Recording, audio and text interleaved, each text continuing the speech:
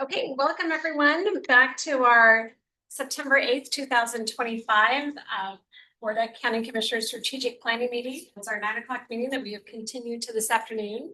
Let the record reflect, there we go, that three of the commissioners are present, Commissioner Kearns, Commissioner Jordan, and myself. And I think that is all the commissioners that we will have this afternoon. And we have two departments we're going to be talking to. We've got Parks Department and Planning. So Jeff, I'll let you take it away. Very good. We have a nice presentation here. I've assembled a great script that will allow me to hopefully touch on just the right information as we work through, and be very excited to answer questions and get into whatever level of depth that you're interested in. We love that part at the end. And so with that, I will start here with slide 2 and just dive in. So, and I think, here we go. Before touching on 2026, it was suggested it could be very helpful to provide a department overview, taking care to share the current number of full-time employees approved for the department, along with any vacancies. This slide provides a snapshot of our park system, staffing levels, and equipment used for care and maintenance of the system. We continue to operate our park system with 35 FTEs. In 2024, we had requested 2 additional FTEs for our operations division in response to increased demand for services, which would have brought the total FTE count to 37. These were not funded, though service load has since continued to increase. Currently, our recreation coordinator position is vacant. We are holding this vacancy until we have a better feel for services to be provided in 2026. I'll speak more about this as we work through the presentation. From a statutorial requirement standpoint, park services such as aquatics are not statutorily required. Our equivalent may be seen in the form of obligations associated with various contractual agreements and partnerships to provide services, along with stipulations associated with accepting grant funds, which the department has been very effective at leveraging to help meet demand for services and improvements desired by the community. Next slide, please. In slide 3, we provide a recap of our 2025 budget. More specifically, a quick refresher of equivalent reductions and adjustments made within the department over the last 12 months to work within the assigned budget. In 2025, the flat budget resulted in an equivalent reduction of approximately $323,000. This was addressed through reductions to our part-time and seasonal workforce, reallocated portion of construction management services to the applicable capital budget, with the remaining amounts reduced in M&O supplies and services. This equated to a 4-week reduction in our park service season, along with increasing deferred maintenance, reducing the number and frequency of restroom cleanings, garbage collection, reduced irrigation, elimination of tree and shrub trimming, turf aeration, and other similar practices, which brings us to current day. Next slide, please. Again, current day, we were assigned a target of $4,290,000, and in this slide, we're trying to show the total monetary impact to meet that target. I believe, again, the commissioners are very familiar with the approximate 7% impact resulting from the flat budget. This year, in our case, we're looking at about $313,000 for that, and then talk about the perfect storm. When we consider new and improved parks and facilities to be cared for in 2026, we've identified an additional $310,000 in expenses above and beyond that currently budgeted in 25. In total, we would need an additional $623,000 in order to provide the same level of service in 2026 to that which we are providing this year in 25. And then on the second half of the slide, we've just outlined several of the strategies that we're very careful and at top of mind to consider as we have identified different scenarios for reduction and what we'll talk about ahead. So on the next slide, we'll get into an overview of what that $310,000 in additional expense consists of. New improvements have resulted in more visitors, and the new items that we've built require additional care and maintenance.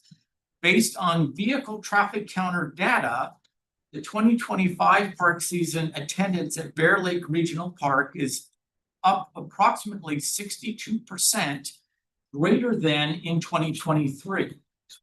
That equates to 498,000 visitors this year versus just over 300,000 in 2023.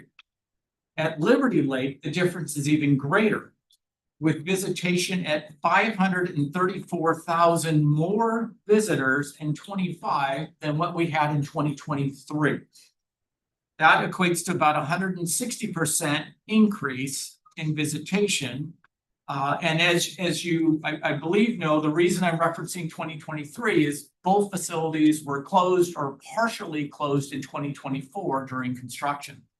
And so of that 310, operations staff have identified a $60,000 increase for Bear Lake and $89,000 increase for Liberty Lake that contribute towards that amount. And I think the traffic count and the visitation really help folks to understand the true reality of just how popular these are, but also the additional work created resulting from that, which is great.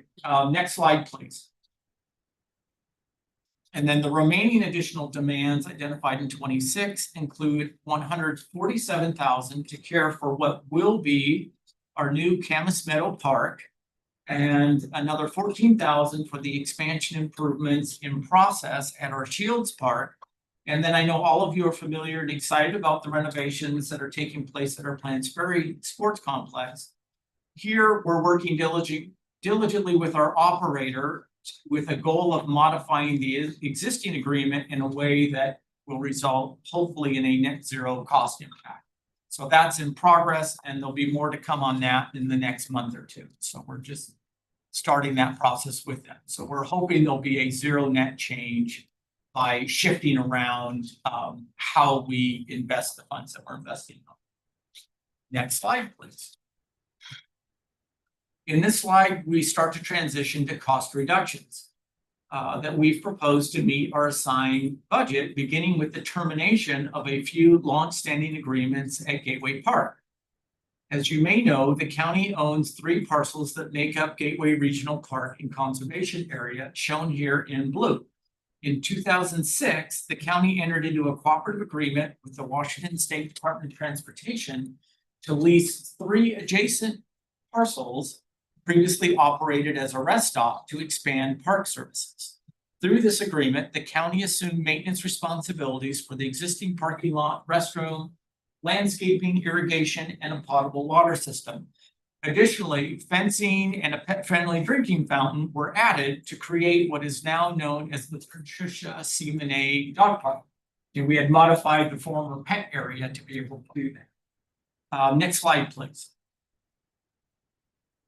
In 2012, the county amended the agreement to separate out just over 100,000 square feet of area into a trail lease in order to accommodate a realignment of the Centennial Trail, which is indicated with the red line up on the graphic in the slide. This, again, we created a separate trail lease for that. And then in 2018 and 19, the agreement was amended again to allow the Washington State Department of Fish and Wildlife to operate an aquatic invasive species checkpoint and cleaning station on a 4-acre portion of that, which you can see in purple. The amendment included maintenance responsibilities for each party. The checkpoint does rely on parks maintaining the water system, which in addition to restrooms, drinking fountain, and irrigation, is also used to clean and spray down boats. Our operation divisions has estimated that the annual cost reduction of approximately $32,000 could be gained through termination of this of cooperative agreements for the non-county owned parcels, excluding the Centennial Trail lease agreement, which would need to stay in place due to other obligations. There is a 6-month notice period required, so if we were to look to take advantage of this, we would need to make a decision in relatively short order to provide proper notice, and this would again prioritize county-owned parcels over leased parcels. So that's an option that we've identified. Next slide, please. Earlier this year, we closed on the acquisition of 8 acres of land, effectively expanding our Fish Lake Regional Park. In completing this acquisition, we've been able to gain efficiencies through downgrading our former Class B potable water system to operate it for irrigation only. We've estimated an $86,000 in net savings that we've been able to reallocate to care for other new and expanded park facilities. Next slide, please. Earlier, I noted the additional $147,000 that will be needed to maintain and operate Camas Meadow Park in 2026. We've been able to identify a one-time savings of $65,000 that we will receive from the grow-in warranty work that will be provided by the contractor as a component of the construction cost.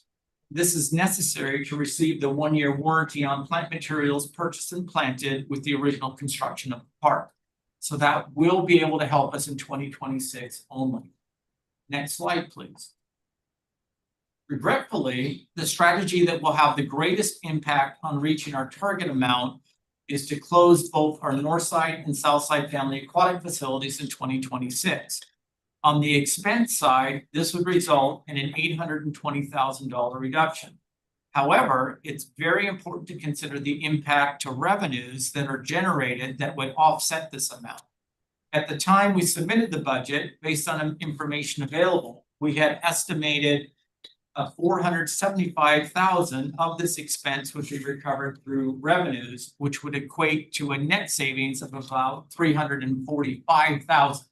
So by eliminating $820 on the expense side, we net an estimated savings of $345. Next slide, please. Spokane County has a long history of managing our aquatic facilities to recover 50-55% of the annual operating costs each season through a combination of user fees and generous donations for swim lessons and free swim events. The remaining 45 to 50% has been supported through the general fund. Other municipal entities in our area have a much lower cost recovery than the county. Most public entities in our area do not track cost recovery figures. Additional impacts from closure include concerns with future staff recruitment. Finding 80+ lifeguards and swim instructors annually is a very real challenge. Our team works very hard to maintain a return rate of approximately 60% for staff. This also helps provide continuity of service from year to year and growing leadership within the ranks. Special certifications required by staff can be difficult and expensive to obtain. If closed, this loss of momentum could be very difficult to overcome in future operational years. Other employers will happily hire away these staff. Potential long-term damage to facility infrastructure may occur due to inactivity and limited ongoing maintenance. Degradation of mechanical equipment was experienced from the COVID-related closures, and while it seems counterintuitive, we found that regular use of these facilities seems to be the best way to extend their service life. Next slide, please. Even with the identified proposed cost reductions, we still fall a little short of matching our 2025 levels of service. To make up this gap, we're forced to further reduce, and we've identified a few areas to do that. As proposed, we're still able to open our restrooms, but cleaning services would be reduced to 1 to 3 cleanings per week versus the current 2 to 5 cleanings per week. The quantity of trash cans within individual parks will be reduced and picnic tables will be limited to our shelters only. Reduction in the quantity of trash cans and eliminating picnic tables in the parks on the turf area will enable our operations staff to be more efficient with mowing and trash collection as a means of covering more ground in facilities with less people. So with the picnic tables out on the grass, for example, they have to move those with the mowers, and it can slow down the mowing process and generate more work. So they try to identify every efficiency possible. Next slide, please. Challenges resulting from the deferred maintenance will continue to compound in 26, and the effects from additional service reductions will be felt by the community and vegetation within the parks. And we have a few photos here of 24 and current year results. Okay. Next. Question on that. Yes. Is there a dollar amount savings with that idea? Of the, Reduced garbage collection, et cetera. I'm just wondering if that helps save money, or if so, how much do we know? you have that figure off the top. Not that exact figure, but yes, it helps save as we're onboarding new parks and facilities, trying to do the same, do more ground with the same amount of people. We had to look, where can we pick up a few minutes, hours, whatever it may be. Okay. So it's a service level reduction Yes. within the same Correct. amount of people. For 20 that you're proposing, yes. Okay. Who Yes. picks up the garbage? We do. Who? Park Well, I mean, like one of the pictures here, the first one at Linwood Park, it looks like a lot of the garbage is bagged and tied off and set next to the can. Who would have done that? A park user in that picture, oftentimes people dump their personal garbage, or if they have an event at the park, they'll bag it. Sometimes bag it and put it there, and then we Okay. go swoop and collect it. And it's not always at the can. Sometimes it's wherever Okay. they were positioned. Do any of our parks have dumpsters at them? Few of them, yes. Okay, so like would Linwood Park have a dumpster anywhere? No, we position the dumpsters because of the cost in parks where in our route makes sense to offload our vehicles, so we don't have to go to a transfer station. Okay. So on the north side, notably Pine River usually has a large dumpster, Mm-hmm. usually bid well. Okay, but would it make sense to have dumpsters at any other location? And so, I mean, if we're eliminating cans around, but you've got one large dumpster, maybe in the parking lot where, I mean, one day a week, a garbage truck would come empty it. So staff really wouldn't play a role in that, unless, of course, folks just throw stuff all over the ground. But Which is I exactly. mean, what in happened. some of these, it looks like these folks are at least making an attempt to get it near the can.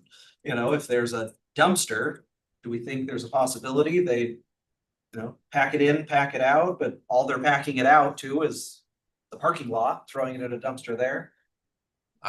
That's a great question. That way staff is cut essentially out of it, so. In the parks, we do have dumpsters. They don't tend to do that. Some people do use them, and then where we do have dumpsters, if we don't have them locked down, where we are the only ones with key, homeowners or the like fill them for us. Okay. Well, non-park generating. Yeah.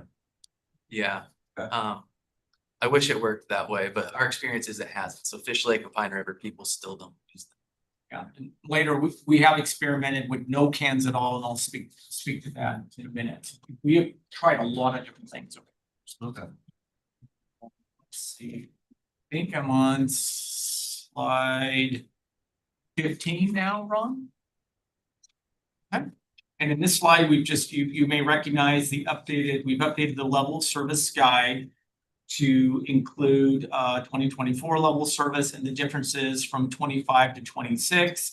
The ones that I just spoke to, we utilize this online and when responding to inquiries to help communicate the level of service that we're providing and what folks might expect in the system. Next slide, please. And I'm just about to the end here. To recap, here are the strategies that we spoke to that we're proposing to meet, that we work towards trying to meet that 623,000 in equivalent cost reductions. We're about 95,000 short, and that's where we have those further reductions in service that we talked about, that we've identified. With the reduction in restroom cleanings and the number of garbage cans within the system it ends up being where we land. Next slide, please.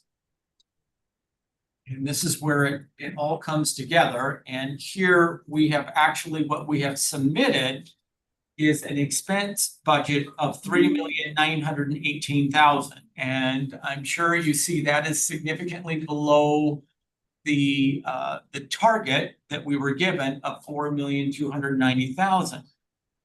The reason for that, which in this slide, we've tried to show, take that step of showing that bigger fiscal picture of our department's general fund budget. And as noted earlier, we have several lines of business that generate revenue to help offset expenses.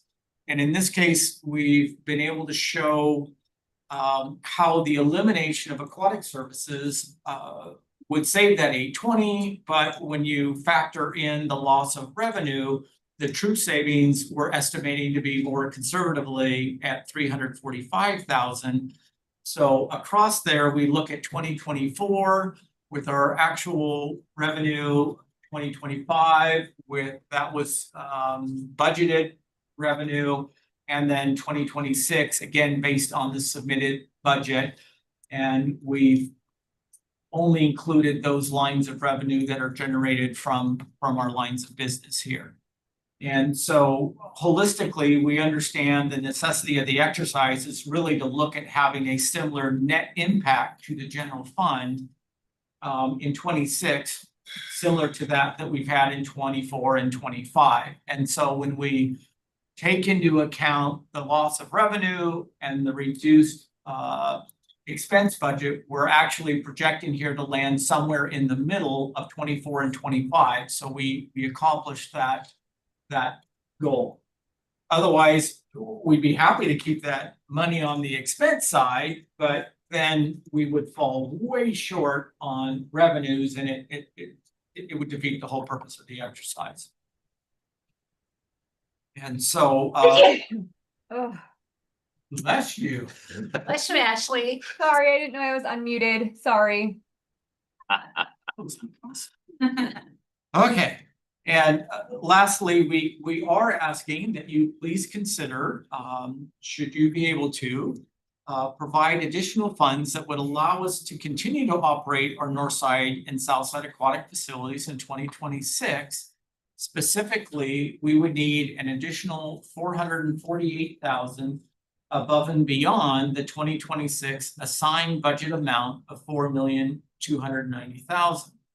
If approved, this would provide a total expense budget of 4,738,000 in 2026. And so here we would love to stop and answer any questions and get into the details, and would be really happy to talk about different things that we've tried in past years. In 2010, we tried a lot of things that some were very successful and some were not.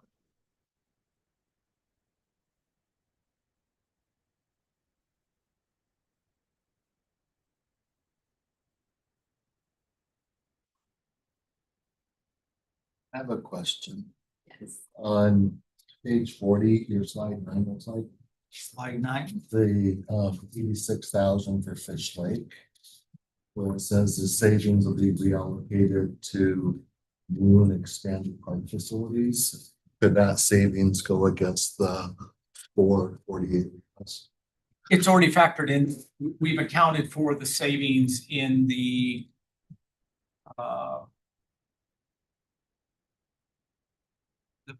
five, see on that last slide, second to last, on slide 16, we recap the different savings and how, again, within the proposal, we're looking to utilize that to help, for example, the extra cost at Bear Lake and Liberty Lake, and recapture and reallocate it in other areas. So it's an efficiency savings that we've accounted for. Without further reducing the levels of service in the park system, we would not be able to utilize that for another purpose. So it's not being used for capital. It's being used to maintain some of the new demands and parks.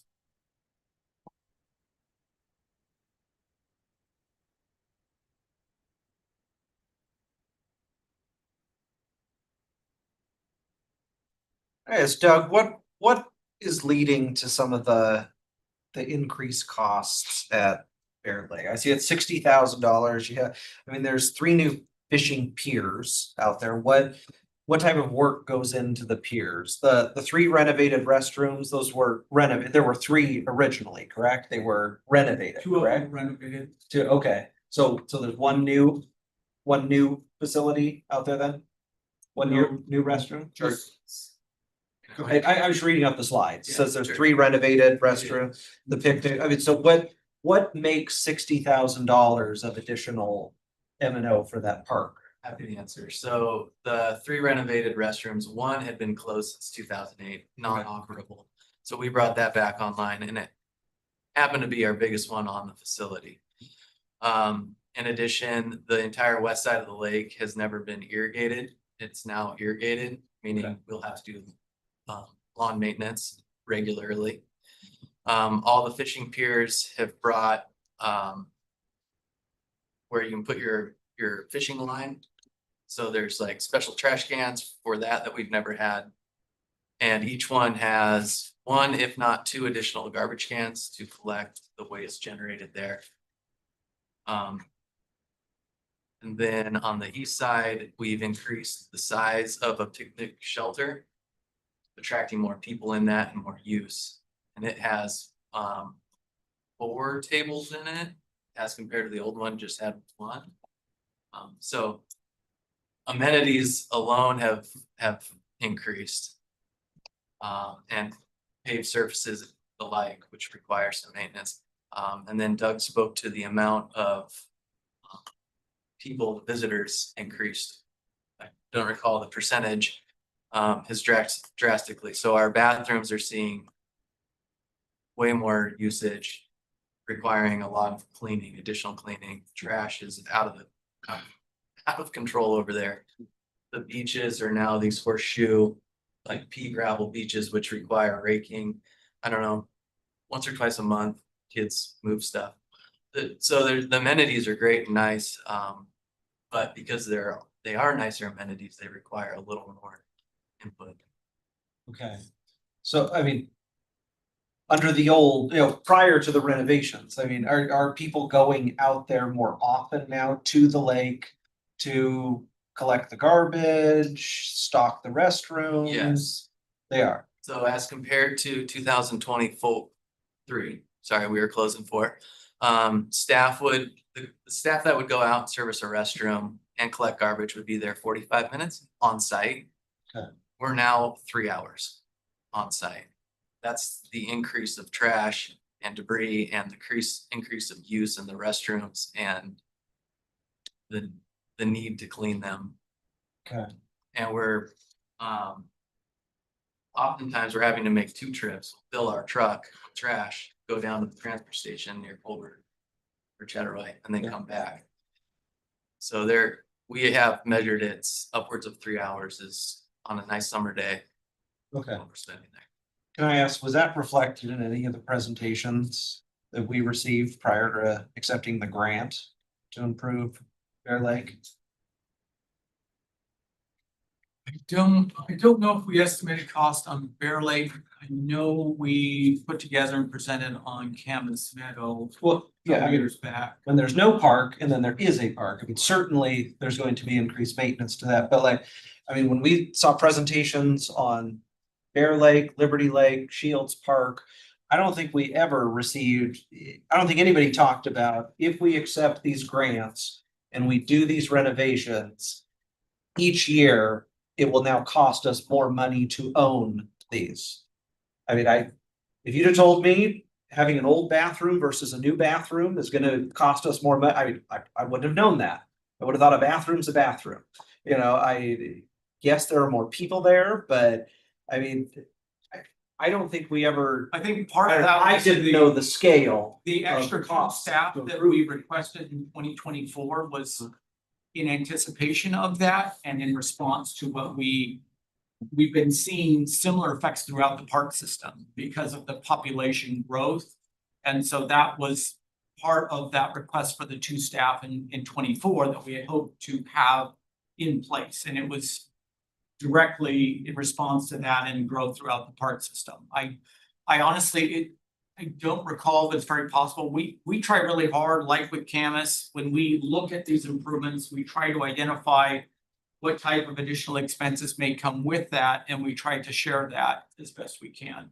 Okay. When we anticipate them. I will say, all of that said, I think the visitation has surpassed our expectations. I don't think we certainly projected it to increase, but not to the level that it has.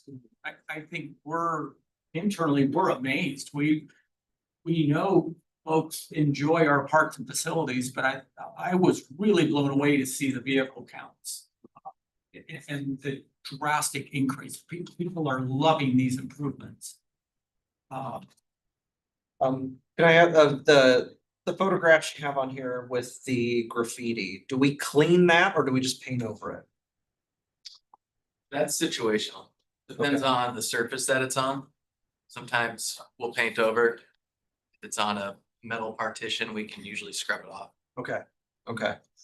I mean, I don't know, when I saw the photos, I thought probably one of the easiest things for us to do is I think all of our buildings should probably be painted the same color of tan. And if it gets tagged, we go out there with the same color of tan paint and we just paint over it.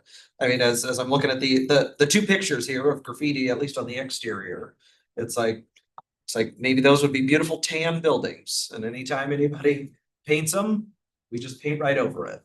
I mean, I hope we wouldn't be spending too much time trying to scrub that off, but I get it with stainless steel or metal. Yeah, you're gonna have to do that. I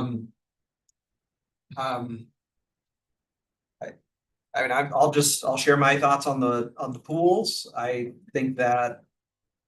No, I think that's not an acceptable idea. I mean, I hope any media that's watching right now doesn't run with that. I mean, I don't think there's any way we would close both of our pools for a year. So I mean, I hope that word doesn't start spreading across the community, because I mean, I'll do what I can to make sure that doesn't happen. I think that's kind of a preposterous thing to bring forward. I mean, I can't think of something else we could do in parks that would make more people angry with Spokane County. I'm sorry to say, I don't know why you bring an idea like that forward. I think that is a very bad idea. I just, In my 25 years here, I've never put in a position where I've had to. Be able to live within and sign budget, and we do have some data. We can show you other options that we looked at. We're happy to discuss those. Yeah, no, I'd love to see other idea. I know when we met earlier this year, there were several other options that were kind of laid out of cost savings measures. And I mean, some of them weren't in today's presentation, but I mean, I don't know where the other commissioners stand, but I mean, I'm not going to support closing both pools. I mean, you laid out in your presentation why that's a horrible idea, and it is a horrible idea. So, I mean, we can look at other options that are on here, but I think the pools, at least as far as I'm concerned, would be off the table. We're not gonna do that. So, no, that's where I'm at. I just think it's hard to close pools, as you said, with the maintenance that would happen, and it's like, I don't see our budget's getting better, so will they really reopen again if we close them? I don't know, that's the tough part, so. What is our current fee to use the pool? Did you look at upping what people pay to Did offset we costs? just raise it this year or last year? Last year. Yeah, last year, and it was $7 for youth and adult admission, $6 for children and 0 to 2 years old, they're free. So we are the only ones that charge, other than like Splashdown or Silverwood. The Valley Pools do charge, but they're $1 admission per person, and so we're kind of on the higher end right now, but that's to help balance our cost recovery. And it does a really good job with the rates that we have right now. We could entertain different rates. That is an option, increasing rates. But I know it. We've had to go reverse, and we've had 20% less attendance in response to rate increases, so we try to do it incrementally. But historically, again, we've done it incrementally to maintain that 50 to 55%. We can certainly try to target a larger amount. But we know from experience that if we go too far, then Yeah, there's- the numbers will plummet and we'll end up generating less revenue overall. I have 4 kids. I've never been to either. We don't Yeah. live convenient to Yeah. them. So I have no idea. Question. Elsewhere. No, it just becomes less friendly as the higher up it goes. We know what Cheney has a new pool. Do we know what they charge? They copied our model, so they're doing $7 and the community had a harder time from what I was told when we met with their director, that with that change, because it was so different from what it was years before when it was open to the public, but they learned pretty quickly the expense of staff cost. And so they haven't finished out their year-end budgets, but projections, but they were sounding like it's been helpful for them ultimately, even though it's been a change for the community. Just a hyper specific question. I just noticed in 2025, there was 89,000 in revenue budgeted from Liberty Lake. And I'm not seeing anything in the 26. Was that moved somewhere else, or any thoughts on that? It's just like the agency detail page in the budget on the revenue side. That 89,000, 2025, 2024, there was none, but 2023 was 59, and it's blank in 26. So I'm just wondering if we know what Which slide happened. are we- This is, I'm looking at the budget documents from, Where you want the agency detail page? not the Parks and Rec. PowerPoint, the budget spreadsheets from the budget office. It's right here, Jeff. Liberty Lake, there's money in 23, not 24. There is a 25, not 26. You know that one, So it Tessa? could be a workday conversion, It could be, displaying the data do have it, differently. yeah. We do have it. okay, I know. maybe that's just something we can clarify But for my knowledge. Ron, on the very, very last slide, past the questions. Just in case the commissioners ask about revenue projection slide. We have a slide for that. Might help answer that.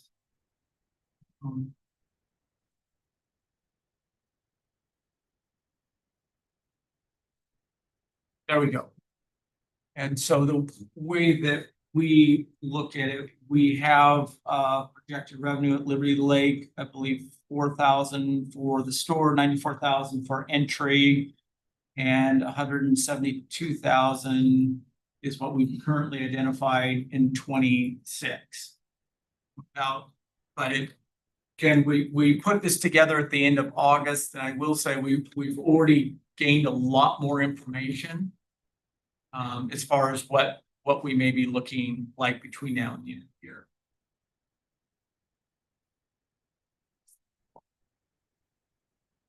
So. Do we think maybe Tessa or someone from budget could bring those two things together, kind of their budget projections from this document with what our budget page is showing? I just want to make sure they're lining up and it's all making sense. So that's just that question. I was also going to ask on the maintenance costs. Is there like a standard methodology that you use to calculate maintenance costs at each park? And then how do you budget for that within your department? I totally understand that new improved parks, more users, more demands, more work to keep it maintained. I'm just wondering how you come up with that number formulaically, or is it kind of a best guess? What goes into that analysis? I'll let Kurt speak to that because they use a lot of spreadsheets, and Kurt, I'll pass this around, and I think it could be helpful to show you some of the other options that we looked at and why we didn't bring those forward. What Kurt So said. it's a standard methodology, not necessarily, but we analyze every component, starting with labor. And we base it on how much managed turf there is, how many sport courts, the size of the parking lot, what that entails. So we look at every component within the park. We look at how many restroom structures. And then we try, if we don't already know, to guesstimate usage and the type of usage. So that will tell us how many visitors will be there per day. And then we can usually within really close reason determine how many hours we'll spend there. Landscape maintenance is real easy. We know how many hours it takes to maintain X amount of acres once a week. Then we take into account vehicle depreciation. We know which rigs are going there, when, how often, travel time, and we have an equation for that. And then utilities, does it have a pool? How much of the irrigation or the landscape is irrigated? Is it city? Is it a water district? Is it county water? What is the source? And we can determine the cost there. So I guess method, we just look at our inputs and then we break it out specific to that property. And then we have them all. I've got a spreadsheet that shows several side by sides. And then we can kind of see, is there any wiggle room to reduce? Is I assume the number one input is labor on that. Some of it could be irrigation or other specific things, but Number one is always labor, okay. always. So basically what you're saying with 60,000 plus the 89 is in order to continue maintaining at our current level, it would cost about that much, mostly labor, which would involve basically hiring new staff to maintain at current level of service. Slightly less. Yeah. That's- okay. We're proposing a slightly less level. Okay, so the that's with the onboarding involved. reduced Yeah. frequency and things. Okay, I'm just trying to get an understanding of what that piece of it is, and that helps. I could share this with you. It helps. Sure. I only have one copy and I apologize. I didn't anticipate. But that does show on the left are two savings areas, on the right are new amenities. How we broke them down. There's a bunch of data behind that. You're not seeing. So, Okay. Thank you. well, And do you want to speak to the other level of service I just passed around part that we looked at, did not bring forward? so yes. The service level we brought forward is that we're proposing is slightly less 2025 because we're onboarding new amenities and space onboarding campus shields. We can further decrease that for an additional savings of 86,500. Most of it's extra help staff reductions. It's about 3 extra help plus or minus depending on how we split it.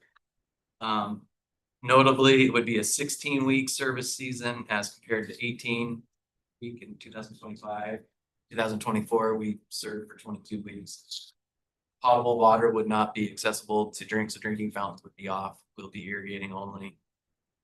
Trash collection would go 1 to 2 times per week as compared to 2 to 5 times. There would be 0 picnic tables unless they're a built-in structure. As compared to the shelters only is what we're proposing. And then electricity in the shelters, we would just keep it off, so would not have to go touch that, try to troubleshoot consistently. So that wrap up would be an additional 86,500. We also analyzed different options with the restrooms.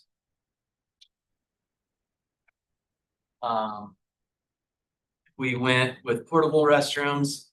So the parks that have a built-in structure, we've placed one non-ADA portable restroom there.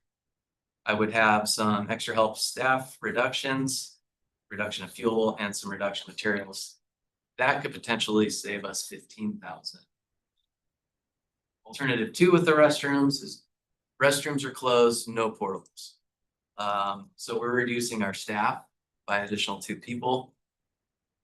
Plus or minus, fuel would be down, we wouldn't have to drive there as often, and materials of expense. So there would be no restroom amenities available. That could bring an additional 37,000 in savings.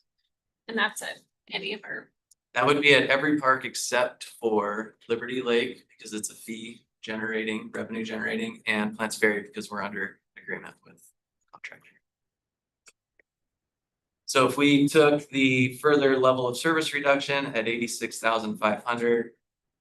Marry that with 0 restrooms, we're going to see a total of 123,500 potential maximum savings in addition. So that's 88 in extra helps, 5 plus or minus employees. Got a bunch of M&O supplies, fuel, 10,500, and then waste disposal, 8,000. What you would expect to see in a park would be a very basic, basically maintained, meaning landscapes being mowed only. Some, not every week. Trimming would not occur of anything, line trimming, bushes. There would be no restrooms. A couple garbage cans. Could become a little bit unsanitary and unsavory around the structures.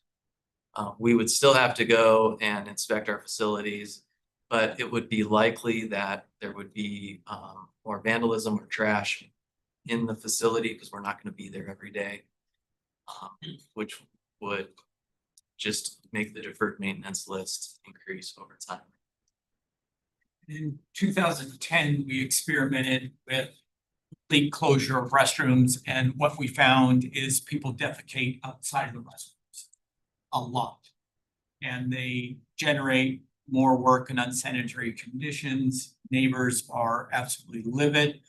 Other visitors are unhappy. So we experimented with the complete elimination of restrooms, and it was very difficult. And that's why, again, looking even if we did this, one, it wouldn't give us the savings we need to be able to open the pools. So it was not recommended. It wouldn't get us there. It wouldn't be enough. We experimented.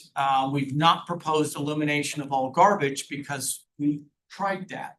And what we found is we spent just as much, if not more money, responding to illegal dumping. We had 0 garbage cans. We did this big campaign, pack it in, pack it out, and people packed it in and they left it.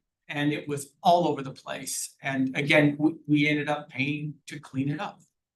As we could, we adjacent properties were very, very angry. And so again, trying to learn from that, that's why we've proposed this like bare minimum of a couple garbage cans, or reducing the number of cans. We found in most cases, people will, at least if they illegally dump or otherwise, will pile it up around the can, and that saves staff time.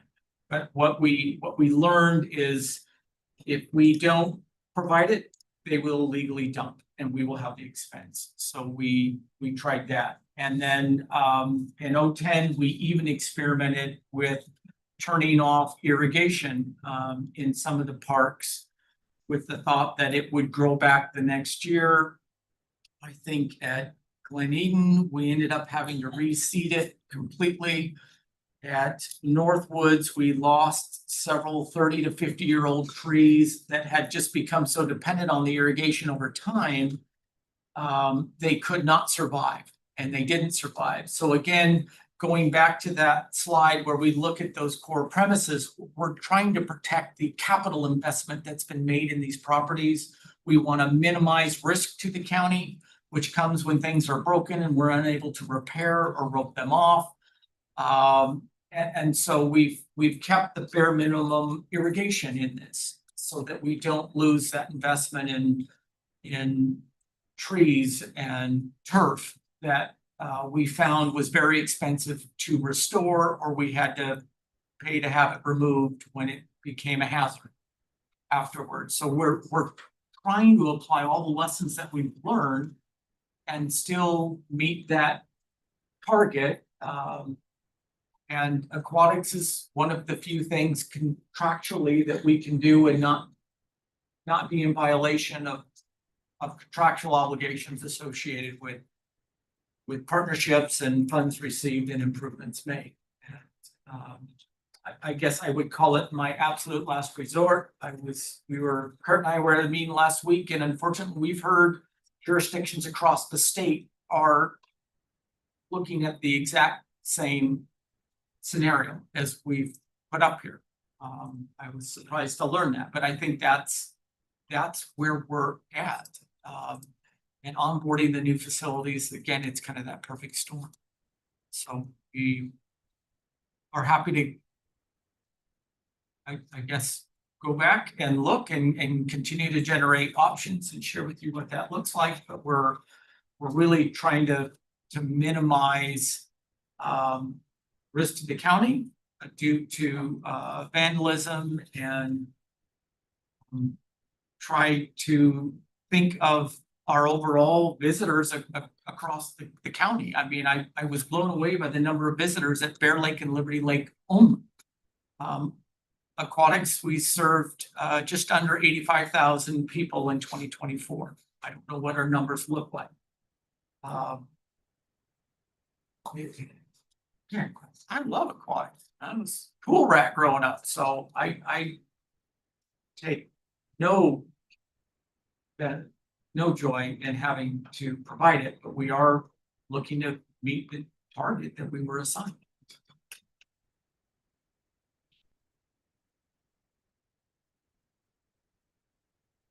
Question, I'm just going through, I'm looking at budgets, documents, not necessarily the PowerPoint.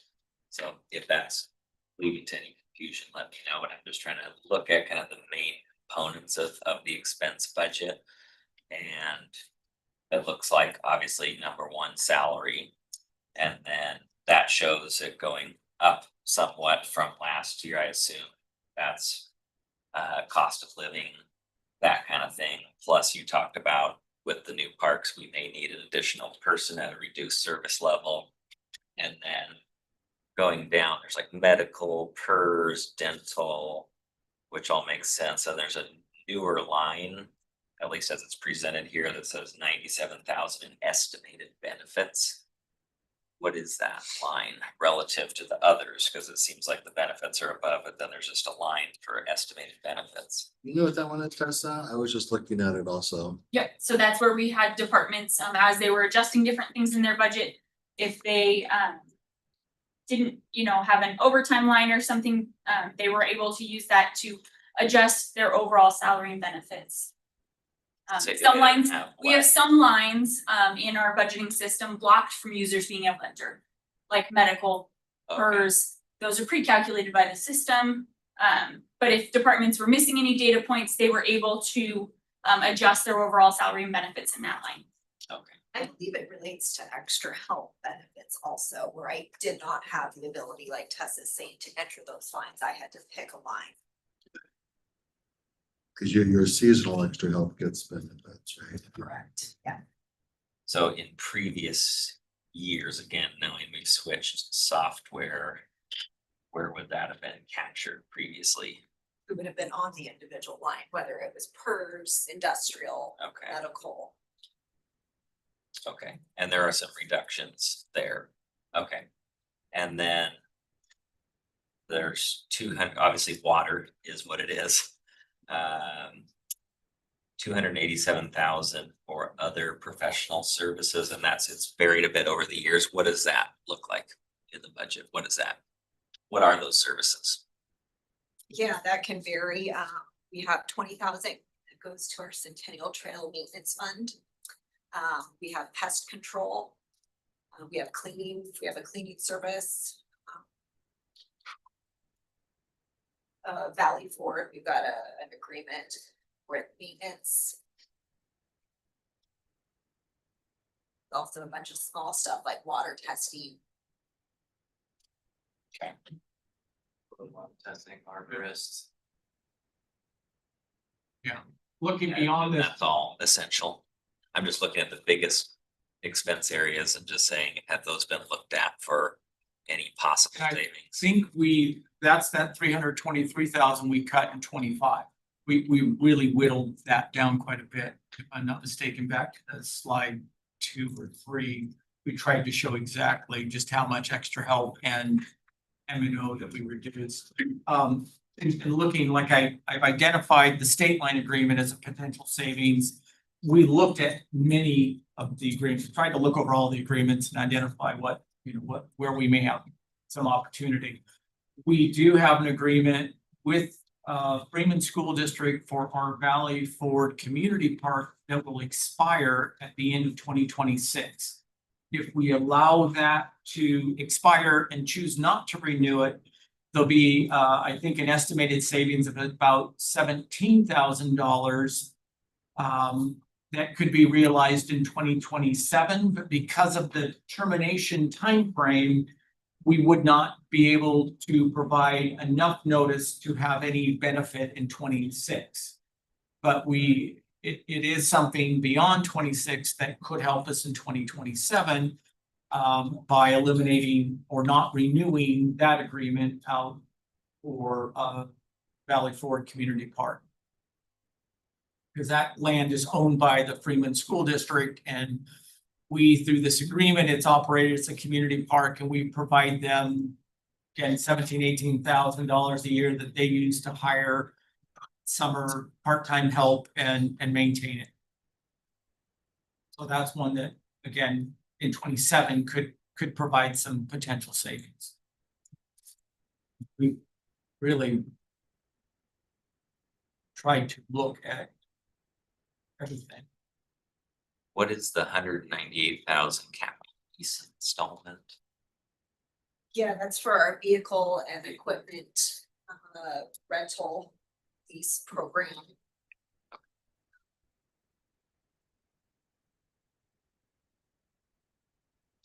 So the way your revenues offset, your budget comes in about 270,000 below the 25 level, way it's submitted. Right. So needing 448 to keep the pools open, that would really be a little bit less than 200 over.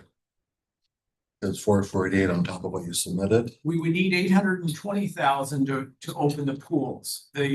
Again, we're looking at the net impact to the general fund budget.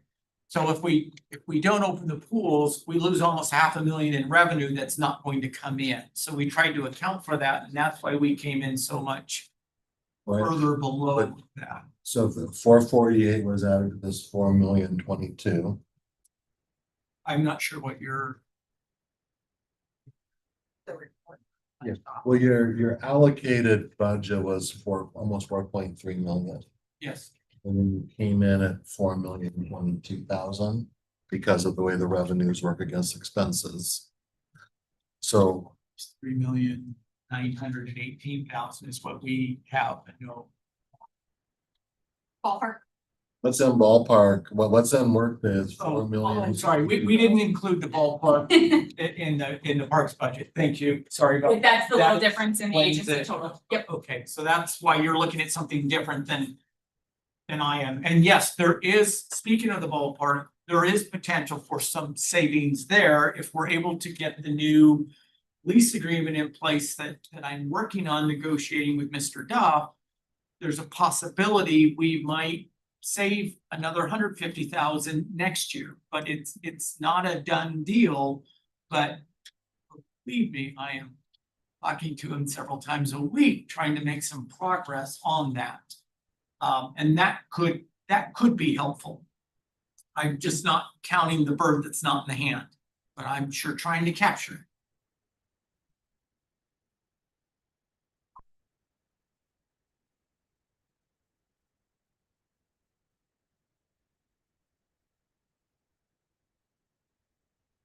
I think what you were trying to do is understand the math of what would be required to open the pools. Can you try it one more time for those of us who are a little slow? What would be needed to do that and why?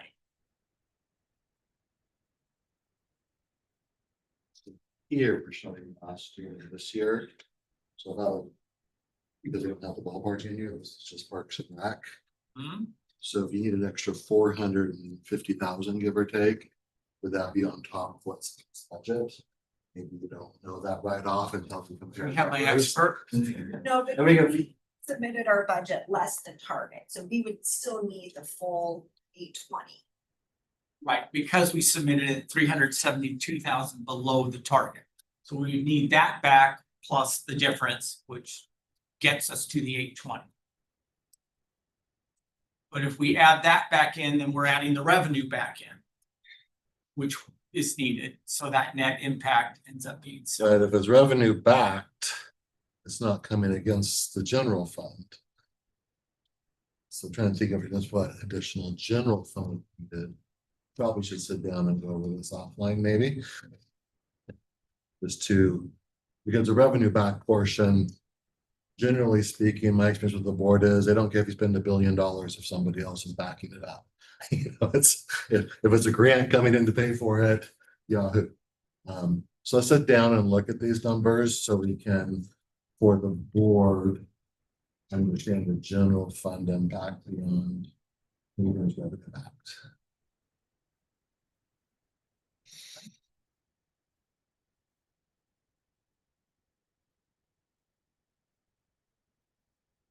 And then would you like us to go put together what a scenario would look like if we cut the funds out of operations or otherwise? Which I think is what Commissioner Kearns relayed. Because I don't know what that looks like. We can go back and look at it, but we tried to paint a picture of what it looks like if we cut another 123 out.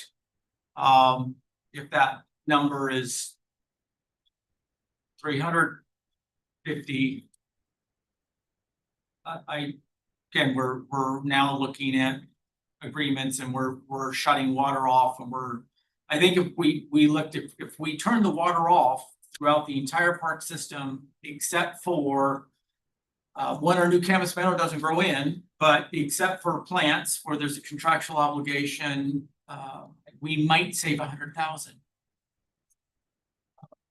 Again, not nearly enough to save enough to get us there. We've really tried to look at these different options. Would it make sense for the budget office and then to sit down and then come back? Yes. So let's look at that. It feels like we do have an opening on the 29th. Sure. Let's just get our teams together since we assemble the budget differently than you guys assemble your budget. So let's make sure we're all using the same numbers, bring back options for the board and revisit this one. I think we have a plan. Thank you. We sure appreciate your I time. just wanted to say too, I don't want to see the pools closed. I recognize it's a really difficult position to be in. So love to continue trying to come up with more ideas, at least so we know the full range of alternatives. You've given us a picture of what we're looking at, and hopefully we can keep talking about it. You all have a spot that says open on your calendars on 29th. We just Kensington Parks. Can I write that down, Jim? Yeah, it'd be the 29th. 9:30. Yeah, 9:25 to 10:15. Schedule, give us a chance, give a couple of weeks to look at stuff and then get back.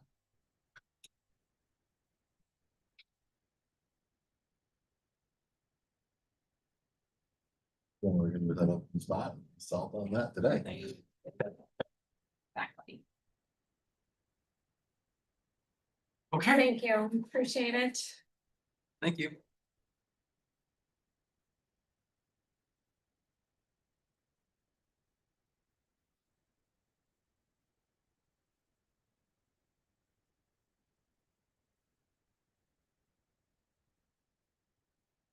That doesn't have no- Oh, yeah.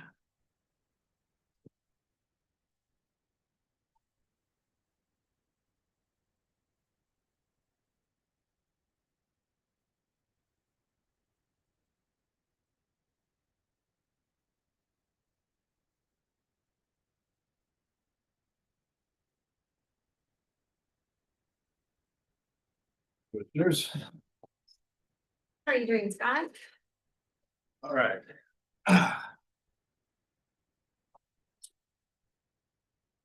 Getting ultimately go well. I had snuck out on Friday after. It was prepared. Yes, no, it went well. So it's fun.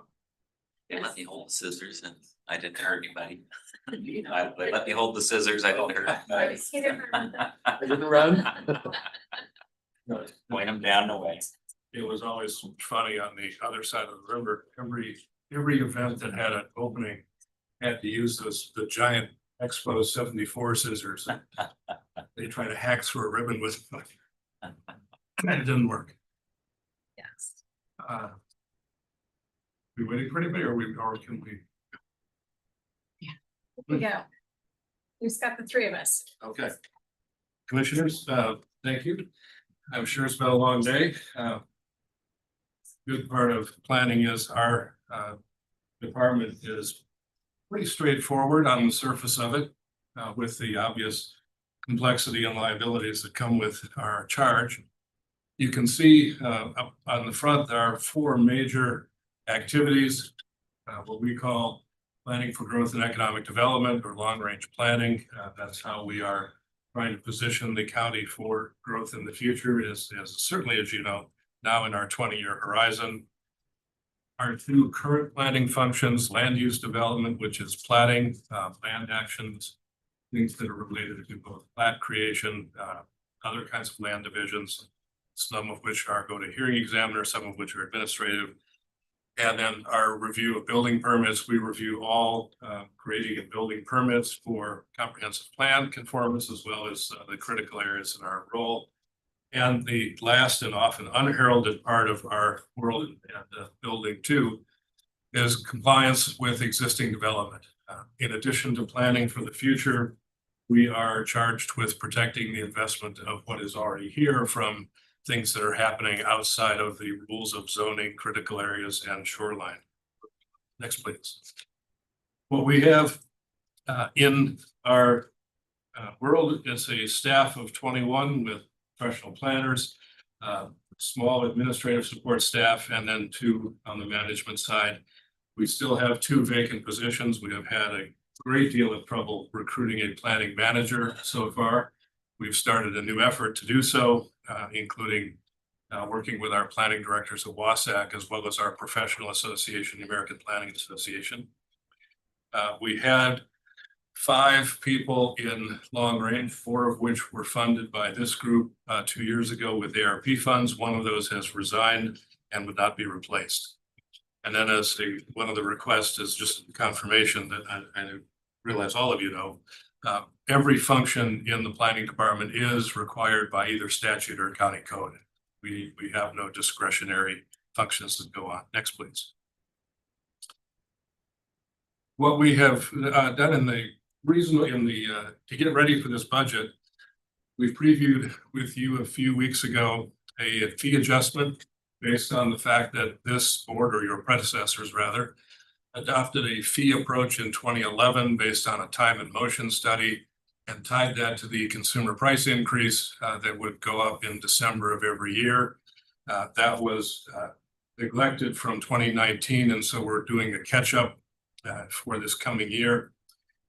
The good part of that is we believe with our adjustments and with this modest fee adjustment, we can turn current planning into a fully cost recovered system. So that leaves only the long range function and code compliance as a general fund draw.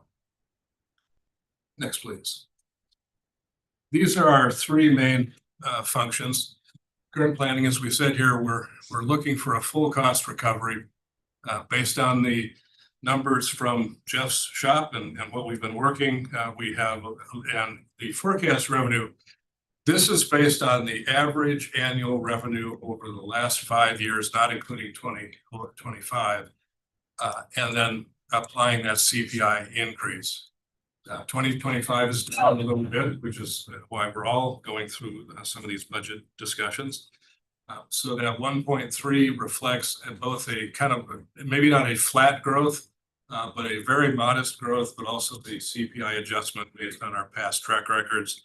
If we achieve both of those, we will have 0 draw on the general fund. The ask for current planning is fairly straightforward, and it relates to something that we did in 2021 when building and planning was still building and planning. We updated the reserve fee policy in March of 21 to keep a 150% of our annual revenues in reserve to account for exactly this kind of cyclical development that would allow us to not, lay off staff, hire staff, lay off staff, hire staff, but provide a little more of a cushion to move things through. Now that we have separated, and by the way, that was easier to do when all of that was in an enterprise fund. Now that we have separated current planning into the general fund, or more directly into the general fund, and the CEO and I have talked briefly about this, we want to be able to keep some of our excess revenues in a segregated fund within the general fund for unanticipated or planning expenses that would come along as we go. And in this past year, because we haven't been able to fill that planning manager, and we had a service coordinator and a planner out, there is a salary savings, and we would like that to go into a fund that we can draw on for expenses as we move forward in current planning. Next, please. In long range or future planning, we have about a little over $600,000 in expense. There is, again, according to our budget shop, about $123,000 remaining in the ARP allocation that was made before.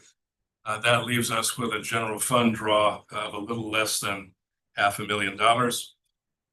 The request for the future here is very simple and very, very important. Before we started the comp plan update, there was actually 0 long-range staff in the department. The one person who was here retired a year before I got here. And that is one of the reasons it was very hard for the county to stay in compliance or even get back in compliance. With the changes that come from the legislature, and particularly in these last few years, it's important to have a solid component of our long-range planning that is watching the legislature, watching what's going on in the markets. And now with the GMA approach saying, in addition to your 20-year horizon and 10-year plan, you have to have a 5-year look-in or a 5-year check-in plan. And so that's not something you can just do in year 4, hire a bunch of people in year 4 and do that. It's really important that we keep a long-range staff. And so this is, in addition to the ARP funds that were granted a couple of years ago, our request here is to continue funding a long-range staff. Question here, Yes. are there state funds anticipated as revenue that support this activity in 26? Well, there's a crystal ball out there. For the first time in this comp plan cycle, for the first time, the legislature did provide funding to cities and counties for their plan actions. Both Commerce and others have hinted that that is now a precedent that may go forward. So there could in fact be an annual fund to do that, because the Spokane County and others have often complained of unfunded mandates. Here, you've got these new 5 things to do with the Growth Management Act, but you're on your own to figure out how to do them. So there is some momentum suggesting that there may be funding coming from the state on a more routine basis, but there has been no definitive movement in that direction. And so far, we haven't seen anything pop up in 26. If it happens, Commissioner, it'll probably wait till after the 27 comp plan cycles are done and then go into more of an annual. So for the money, haven't we already received some state for this Yes. cycle, but that doesn't apply in 26? No, it will carry through. The funds that we have from Commerce are predominantly used for our consulting services in 26, and then the ARP funds were funding backfilling the staff. The Commerce contracts ran 2 years, but because they were split by a biennium, we had a contract separation in between, but there was a 25 and a 26 fund coming from Commerce to help with these expenses. Is that a choice? Could they be used for staff? Yes, they can. So it's still being used for consultants, it's just not reflected on the slide. That's correct. Okay. That's correct. This is only our internal side. Next, please. Can I just follow up real quick I'm on sorry. that? Trying to get the state to pay for as much as possible. Sure. Would you say that we are fully tapping available state resources right now to help, especially with the 26 update? Are there other funds available? Just trying to We look under every rock. Absolutely. We are looking under every rock. We watched the announcements that come through. One just came through late last week on potential funding now for permitting, for helping to write permits for renewable energy, which we've already made some progress on, but would be something that we could use to finish that task perhaps. So yes, we're looking at those sources. And we're trying to make available any sort of soft planning money that we can find. It's only been since we've been back in compliance that we can really even look for that, and that is a big bonus. But yeah, we're very much attuned to looking at what other opportunities can be there, and working particularly with WASAC, our regional planning directors group, to push that into a legislative agenda that says this should be routinized in terms of if you're going to be asking cities and counties to do more things, you should put some money behind it. So on the current state funding, it's all being spent on consultants and there's no leftover that could help with staff. We have captured staff overtime expenses and expenses, hard expenses on putting on outside events is about what we've been able to capture in the first year. The rest has gone to the consulting teams, yes. In 26, the funds are going to be split into 3 packages. What's called the PUG, or the Periodic Update Grant, is split in 2 because of our 6-month extension from June to December. Well, the contract year still ends in June, so our contract for the second half is slightly less than it would have been last year, but it was extended so we can draw it all the way to December. That is helpful, but it didn't change the full amount. On the climate and resiliency side, which was funded separately, those funds, I don't know why, those funds carried over. So we were able to use what we did in this year and capture the rest of it coming in this subsequent year. So we will be able to very likely use some of those funds to offset some staff expenses in 2026. We don't know what those would be, so we simply didn't put them into the budget request.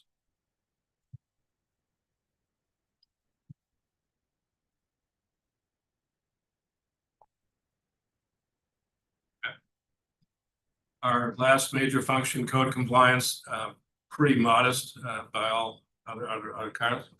We have 1 remaining FTE. We're vacant an FTE, but in working with Matt and others, the county is thinking about restructuring code compliance, particularly the central intake, monitoring, administrative functions, which would take a burden off of us, leaving us ideally, if we're able to fill that remaining planner, and that's an entry-level position, we can cover the entire county in our zoning, critical area, shoreline codes with those 2 FTE. And there's very little outside expense on that, but there's also very little revenue. We do some stream type modifications from time to time. Over the last few years, they've averaged $5,000 to $6,000 in revenue. So we just left it at 0 for 2026. Next, please.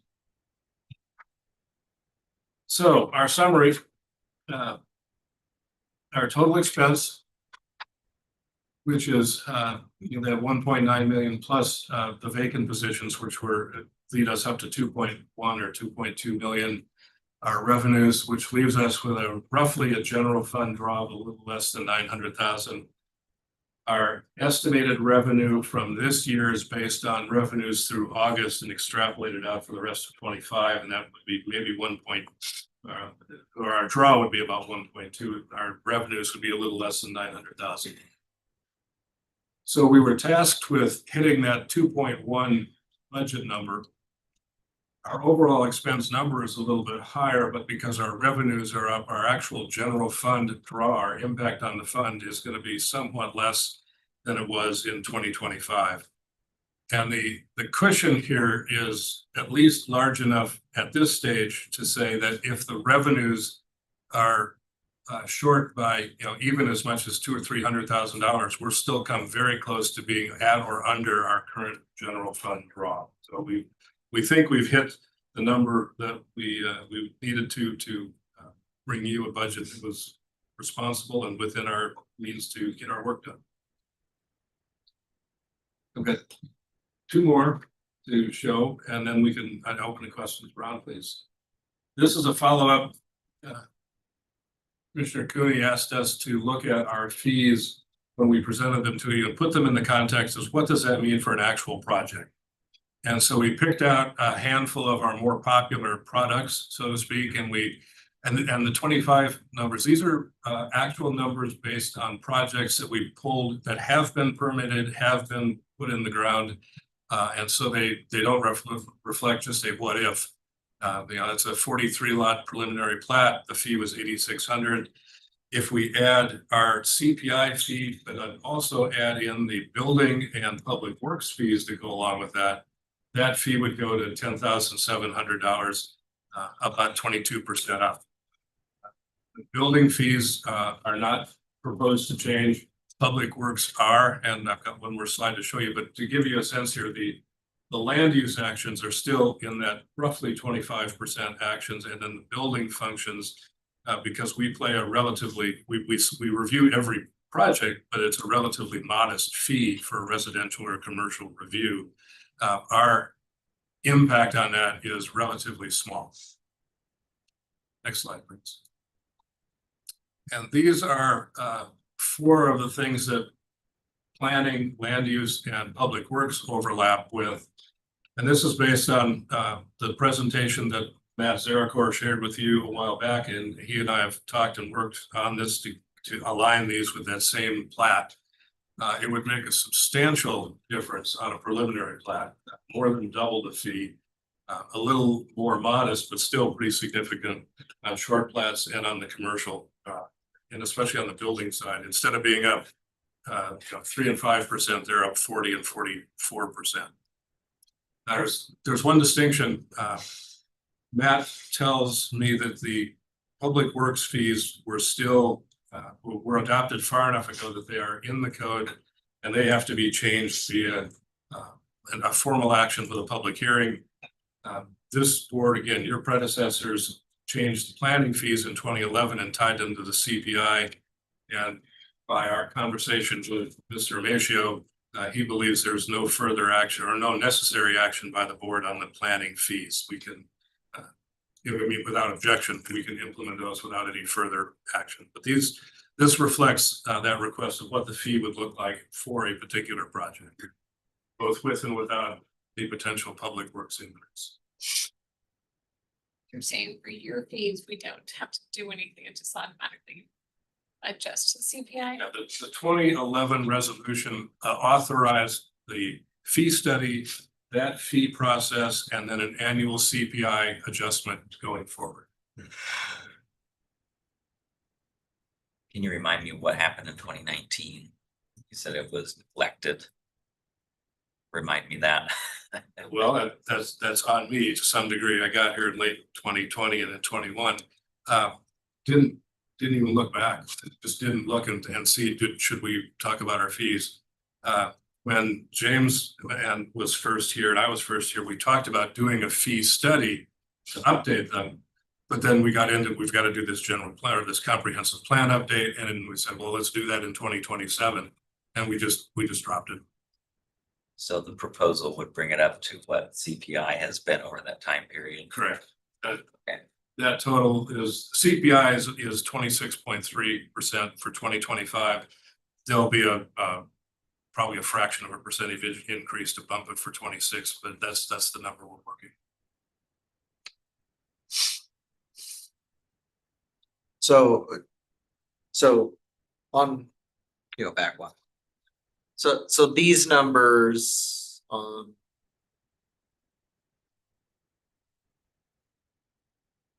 so these those are the CPI numbers. That's not necessarily the number that you've calculated to be cost recovery.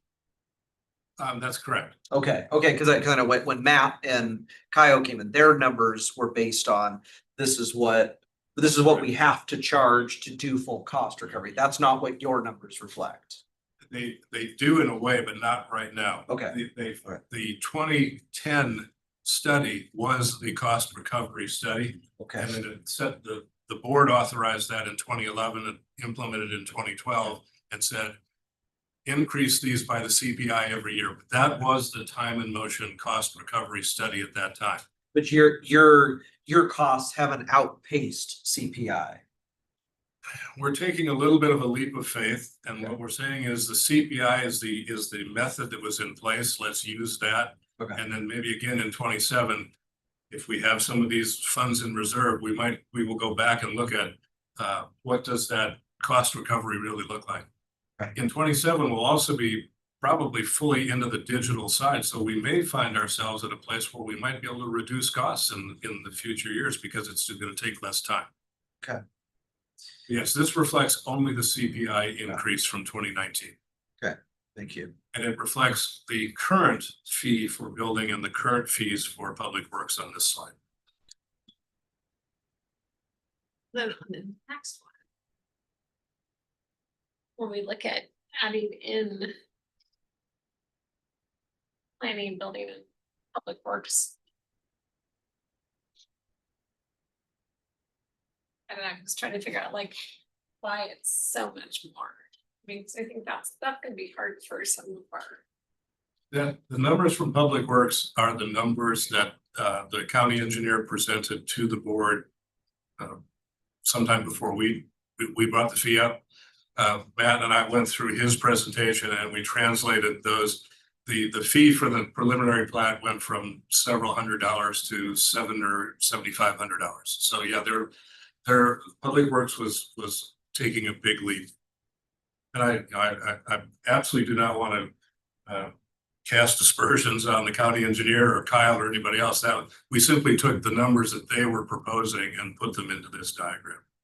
So like the preliminary 43 lot plat, I mean, essentially with that large addition, I mean, yours is about $2,000 of the increase. Theirs is 6,600 of the increase from Public Works. Do we know, is building gonna come in with additional fees too? That are gonna? Monty, before he left, and Jordan both have said, and I believe they've talked with Scott, that the building fund is healthy, and so there's no need. They're in a full cost recovery model now, maybe more so. So they have told me that they do not anticipate a building fee increase anytime soon. They have a healthy fund balance. Okay. Can I throw something out here that I was kind of kicking around over the weekend as I was going through these slides? And my fault, I didn't realize yours were based on CPI. I was just thinking you were looking at a cost recovery, but so that makes a lot more sense. That's probably why your percentages are much smaller increases than we saw from the Public Works ones. But do you know, is there any community out there? I'm going to assume there's not, but if we were innovative in a way that if each of these things, whether it's a preliminary plat, a final plat, residential dwelling, any of those, that we have a set timeline that if you turn in a full, complete application and you are guaranteed you will have it in less than X number of days. And if we don't hit it, we don't charge for it. The state has put forward essentially that approach. Okay. If somebody submits an article. Oh, well, yeah, but it's an outrageously long, I mean. It's 120 days. Yeah, which we always, we're way under that. What if we put in our own? And that's to qualify to get some state dollars, correct? No, it's saying if you don't perform in that 120 days, you must refund the fees that were paid to you. But when the state initially did that, didn't they put some dollars along with it, that if your county consistently came in under that, you could qualify for some grant funding or something? Well, that- I thought there was, That'd be but true. I don't know. Because we were well under that. We were we well didn't below. Pay a lot of attention to it. Yeah. Our goal is pretty simple on the land use actions. If when we declare that a full application is complete and ready to go, if the applicant also performs, because there's always on land use, there's always revisions requested and they have to go back and forth. If they perform on their side, we will get them to a public hearing in no less than 90 days. Now you can't, you use the word guarantee, and we can't, because the hearing examiner has her own schedule, among other things. But yes, that's our goal on land actions is a 90-day turnaround, and that's very fast. Okay. In the state. In working with Jordan on the building side, our goal was, 21 to 30 days on a commercial permit and 7 to 14 on a residential permit. And I know he's working on that, but we will be turning our part of that in those timeframes as well. So we are well outperforming what the state was requesting. Yeah. Okay. So thoughts on any type of, state has their 120 days. What if we had something less than that that's specific to Spokane? Because I would think that would make people maybe a little less upset about some of these costs. That's absolutely. If it's, hey, yes, the cost has gone up, but we are now guaranteeing this is what you will get. And if we don't hit it, you don't pay. Well, that would be a policy decision on you. Yeah. On you, and we would implement that. We're confident in the timelines we've got. The conversations I've had with the Home Builders Association and a number of individual builders reinforce the fact that they're more interested in performance and speed than they are in dollars. Good. If we have a fee schedule that keeps our staff moving projects forward in that 30-day or 90-day window, we're fine. The CEO has charged both Jordan and I with creating dashboards for performance that we can put up in public. That is a huge marketing tool. If we can show that and you can look and see real-time things happening here, then investment that's kind of looking for a place to go will say, I could be out of the ground over here in a year faster than we were over there. So it's, again, that speed and performance is so much more important than the dollar amount for the fee. But yes, we would very much want to promote what we can do.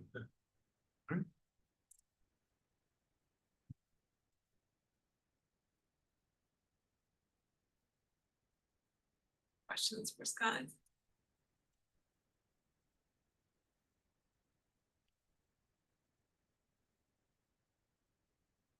Just maybe this is more for budget office. I'm just looking at the budget agency summary again. And it said, I was just glancing over it. It says 600 expenses, employee benefits, 320,000, which is significantly less than last year. So I'm just scrolling down, and then under the detailed breakout, it says medical 319, PERS 77, dental 28. FICA 116, so it's just not making sense to me, the totaling of those things. There's that line again, that estimated benefits line. Oh, The target adjustment that was added there to the tune of $245,000, reducing the overall salary and benefits section. so where does that show up above under the expense summary? Under benefits. Okay, I'll just follow up on that later. Yep. I'm not getting it, but not Scott's issue. We'll talk. Scott, on the spreadsheet we have here, your charge for services for 26 over 25 is got some rough, like really high, but none of your percentages seem that high to get to that number. It's, I mean, for 25, your charge for services 535,000, but the budgeted for 26 is 949. But none of your percentages don't seem high enough to get you to something. Are you expecting we're gonna see a boom in applications next year to So I mean, that's a huge jump, but it's just, your numbers don't look like they would get you to that big of a number. I understand it. I'll have to take a look at that. I don't quite know what that gap is Okay. from. Okay. And- We're projecting that Is it up we here? would have some modest growth, but not a big growth in business. Previous page. That's that. Can you speak to the budget jump here? Yeah, it's. No, that- I, that our right there. understanding was it was increased fees. And then on the next page down, also under revenue, I get, just for my education, I don't know what this is, plan check services. I believe that's what we call reviewing the building permits. Okay, cause that one also has a similar Yeah, jump that actually The jump. varies up pretty well. from 500, 910 to yeah, 929. okay, so that's, okay. Yeah, because there's a 39 for other.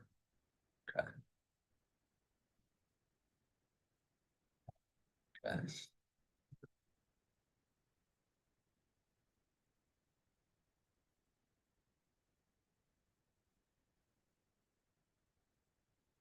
Question. So you're suggesting keeping one of the planners, long range planners unfilled, right? Not filling that. What is your confidence level of whether that will impact getting the comp plan done timely? I know that's been a big lift, and part of the reason that we boosted the resources there was to put some muscle in the operation. The planner that left, well, put it this way, an awful lot of that load was front loaded. There was a lot of work that had to be done up front, particularly in the housing and the population allocation phases. Once that was done, when, and this is Bongo Thompson was the planner that resigned. I went to and talked with the rest of the staff and said, here's what we've got to do. Should we be trying to recruit this? And all of them said, no, we can handle this now. We've got our consulting team. We can get this across the finish line.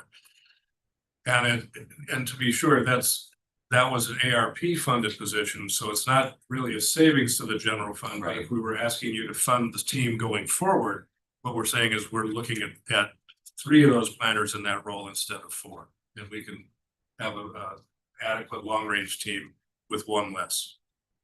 So is that true ARP? It started as ARP, it was, or it's currently general fund. Okay. But the general fund contract still expired with the ARP contract. So even though it's in the general fund, it's not like it keeps getting funded. What's that? It only goes to the end of 26. It only goes into 26, but in this case, the money will run out before the end of 26. They were given, I think, 573,000 of ARP. Some was already spent. The remainder was given authority in general fund to finish out that total amount. When it was awarded, the board was aware you weren't fully funding it through 26. That was one category we were told not to go over. And so that their number is an odd number because we give all, the remainder went to them as much as we could, that they had requested. So all the total. ARP funds will be spent. Correct. Okay, so I was just asking if there was any redirecting conversation or anything like that that needed to happen then. Sounds like not. No, because then we were talking about the 10 million of ARP would be going to that other software project. If you guys So choose to do the extra. Aumentum, that extra fund will be 100% used. Okay, got it, That's still enough. We haven't had a final. got it.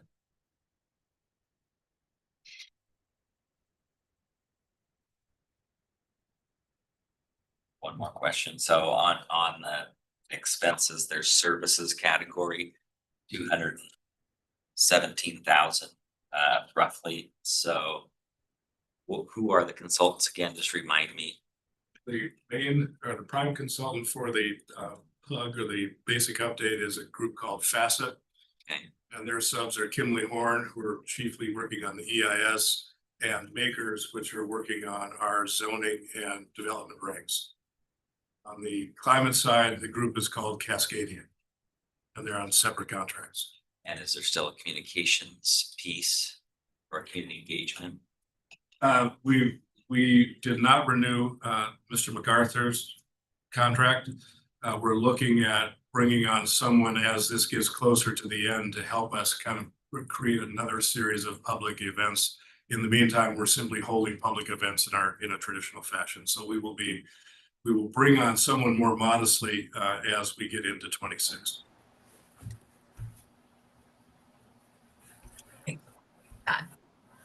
Apologize if I missed this.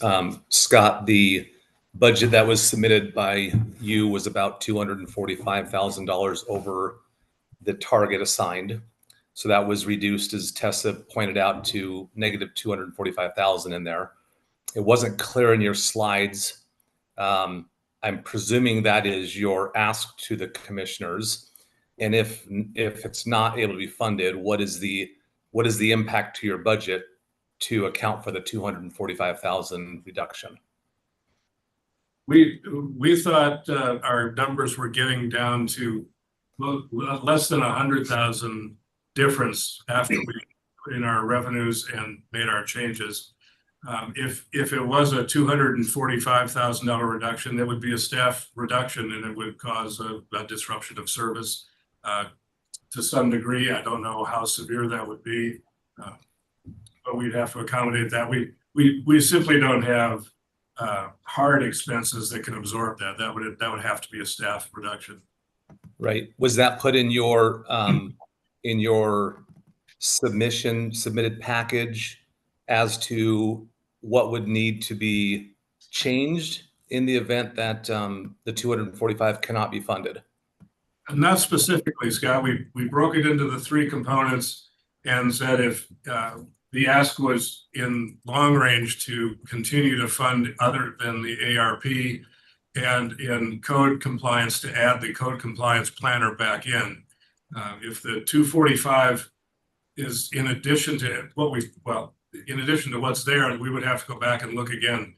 The first one we would have to lose would be we would not fill that code compliance position, and then work back from that. But we thought we had closed the gap pretty significantly from that original 245 number. Okay. Jeff, I'm just confirming here, what was submitted by planning was $245,000 over their assigned budget. We reduced 245, 748. Yep.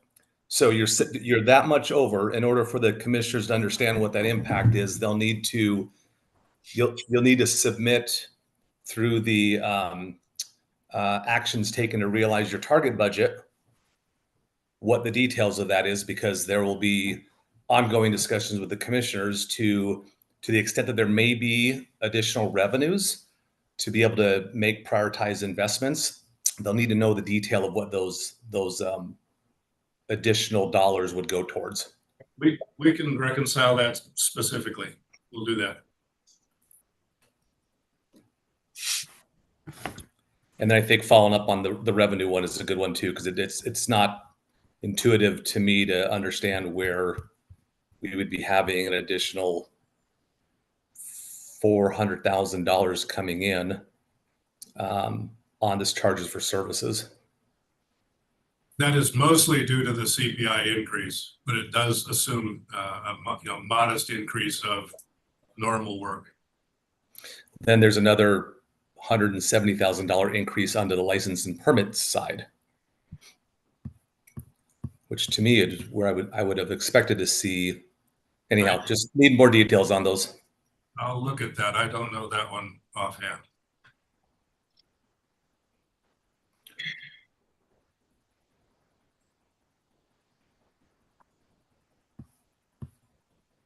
Thank you. I've got a little more. Thank you, commissioners. Thanks, Scott. Thank you, Scott. Thanks, Scott.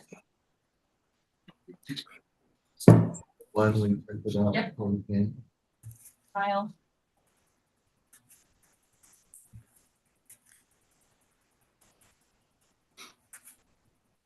We'll bring this up a little bit. This is kind of utilitarian. We're going to see how we are tracking the questions that have come forward. We had a bunch from the session. There's the first one was the public records request for 14.5, a little bit on the reasoning why. And this morning from risk management, we had, need to come back on the 22nd for that 3% salary increase. And then they have the 28,500 ask. HR had the 11.8, that was some little mistake. And then the question on the 8% for the medical fund, that's just a point. And then the last point was just something that came up we captured. And you see the same thing with the medical exam, that was more of a smorgasbord. Plus at 249, which would be everything be status quo. If you don't give that, the 104 would restore the deputy medical examiner. Here, I don't know if I have a typo or I'm making a problem. For the BMI or DME. Or for 34,000 and the EME going to 80%, that'll also cover the deputy medical. So it's kind of capturing the main point questions after clerks and planning. I can see where this list is going to get quite long. It's helpful though, I think, to see it all. Right, because Laid otherwise, out. it's like, saying, it's like, it's hard to just make a split decision risk. It all makes sense, but you still gotta look at all of it. And it quickly got challenging as I was totaling up the cost of everything. Yeah. I backed out the 104 and the 34. I just kept in the biggest ask. And because it's when you have an A, B, and a C level, Yeah. it doesn't add up neatly either. Right, which I think you'll just need that in a separate column, so we know what the total is For each one. really representing. Okay, on risk management, going back to that, as we're recapping. So the 3% salary increase and the sales tax is both included in the 28? So they had the 3% salary increase, if I understand it correctly, was assumed in their budget presentation. Because the way it's phrased here, if the board does not agree to it, we would reduce their cost by almost 28,000. That's how it's in their presentation. So they have assumed it. So it's very That's great. close to the number they're also over. Yes. That's just coincidence, I believe. But so we need a decision on the salary increase. And then I really put the 9% in there just as a reminder. They did do a lot of work reducing their budget, but they, because of the new professional services sales tax, which is an added burden on them. But for 28,511, that would solve. That would give them their budget as requested and include the 3% sales tax. I almost put in a negative by the sales tax. Would that help us remember what it is if we put a parentheses around it and make it a negative and dollar amount out?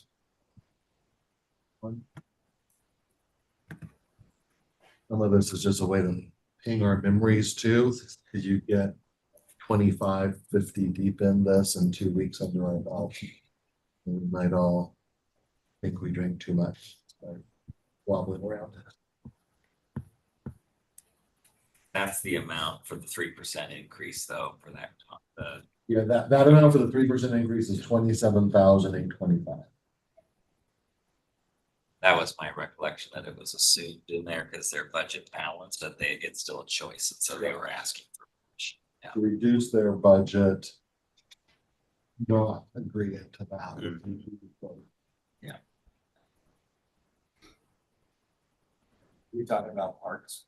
They're about- You guys don't have the park sheet in front of you, so. And then. Yeah. So you will notice like starting end of October, early November, we have all these dates with nothing on them. That's when we can invite groups back. If you want a second pass or just, we do the work behind the scenes and try to get as many questions answered as we can. That's stuff that we'll bring forward when we have a recap time. If things don't go long, we can bring responses back in closer real time. And then anytime the group wants, you could start saying yes and no. You can wait to the very end and do it all together. That's just gonna be the will of the board. We will keep this updated. It'll be on the web, In the folder. in the shared folder with everything else. If we think we have a lot of time coming on a particular day, we might bring it forward just to push again to see if anybody's making decisions yet and revisit. I think what we need to do though is make sure that your budget documents and the department's budget documents are matching. You will find most of your departments budget off books however they want. Right, I know, but. Put it but I into think our you guys- system, You guys so. have to have that conversation before they come here, 'cause if you don't, then we're gonna sit here and spend a lot of time and energy Part prior of, to that. and do that. Part of this exercise was to show you what we get. And how we get it, and it's hard for us to sometimes figure out. Right, but What the with going numbers to mean. Workday, I mean, we should be starting to alleviate these issues, and if we're not, then they've gotta, we gotta figure out what we're doing to get everybody on the same page. So, We agree. and we We agree. but we can't have, I mean, that's, I can't have off systems in departments when we're all going to Workday. I mean, that's, otherwise it just doesn't work. I mean, we start to then, chip away at the system that is not gonna work, so. We agree, we haven't felt we have the authority to demand or dictate. I mean, it all gets put into Workday at some point. I mean, we've met with department, I've had meetings with you and your staff with some other departments, and they've said like, oh yeah, we don't know how to do any of that stuff with Workday, or, oh, we don't use Workday, or, oh no, we can't figure that out.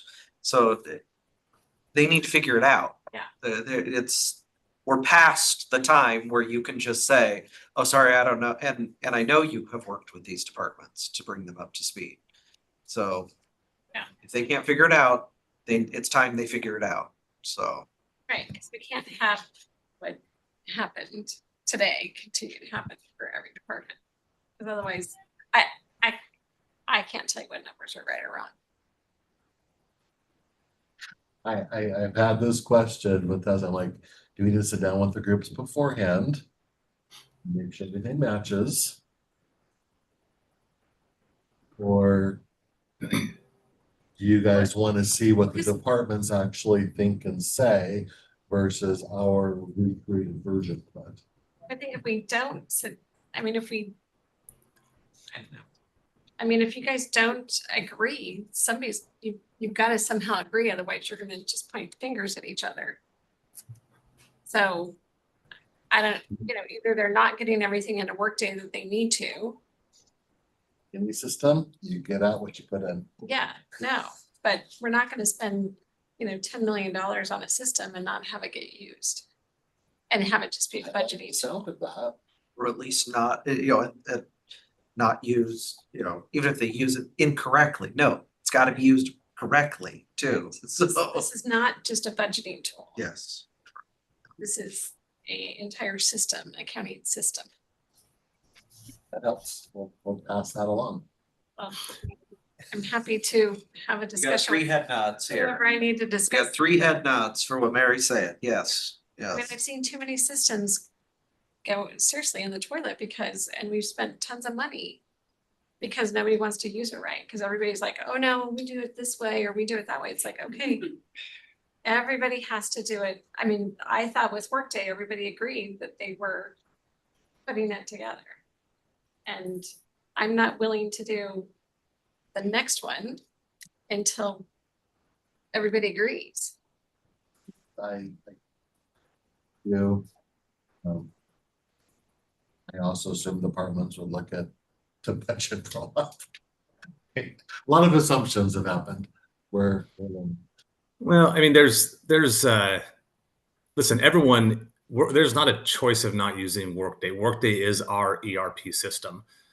Is it new for people? Yes. Is the financial side not as new? It's not as new because it went live at the beginning of the year. Is the budgeting side adaptive new? Yeah, this is the first time everyone has went through it, but it should be the obligations of the departments to provide a presentation to the commissioners that is accurate and reflective of what's in adaptive. I don't think it's Jeff and Tessa's responsibility to go through and double check all of their work. to make sure it matches. They have access to the same tools, the same systems, the same reports as Jeff and Tessa and anyone else does. So it really does become incumbent upon them to have clarity in those. Some of the reports or some of the presentations today there was an easy way to tie them out. Some of them are not. And there needs to be, that kind of goes back to the discipline of the departments and their competency in terms of budgeting. Yeah, and I'm not saying that's on Jeff and Tessa, it's like, but somehow then the departments need to be looking at what budget has and trying to figure out why it's different.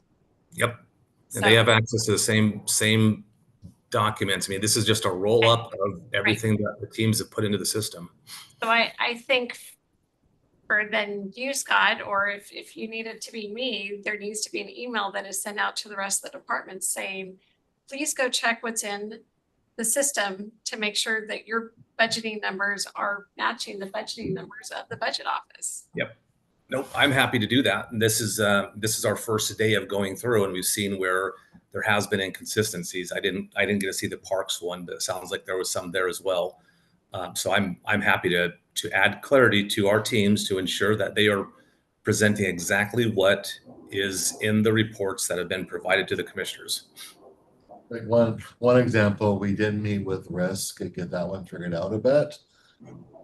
But like we have one budget for risk management.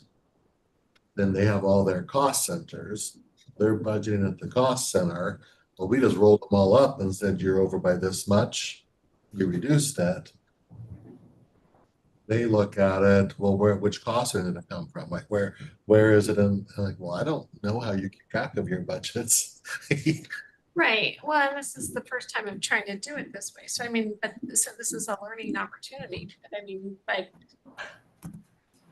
how do we help them? I mean, because they do need cost centers. So again, And that's all in the system. Yes, the cost centers are all there, all the details there, we can see it, but you know, some people have their own version of how they view their budgets. Parks left ballpark off unintentionally in his approach to the budget, but it's all rolled together as part of the park's overall agency that you adopt a budget for. We will make it better. and I don't want to put it all on you guys, but it's like, if someone doesn't do it, then we're wasting a lot of time in this conference room. And that's not good for departments either, because then everybody's frustrated. So that's why I think just an email, Scott, from you out to saying, make sure you've looked at what the department, the budget office has from the department level. Yep, agreed. And we've got the spreadsheet, the summaries that we'll send out with that. That is very clear what the roll up is that have been provided to you all. Yeah. And then they'll be calling you, because they're going to have to call you if it's different than what they have. They're going to be asking you a lot of questions. So They gave it to us, so it shouldn't be different. Yeah.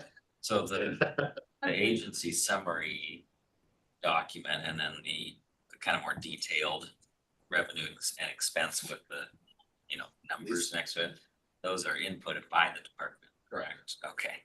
So they should be But then prepared as to you- answer questions about. So then as you see, my take is this is a once a year Yeah. exercise for a lot of departments. And then they budget completely different throughout the rest of the year. Different software, different systems, and then am I wrong? Yeah, I think a lot of departments have historically not managed, not reviewed their, budget versus expenditures reports frequently. And that was a PeopleSoft limitation, which is why we worked in Workday to provide the option so that when they run their budgets, they can see it the way you all will see it here, rolled together or separately by the different cost centers. So Workday has the capability to do a lot of choices very easily with a few clicks of a button.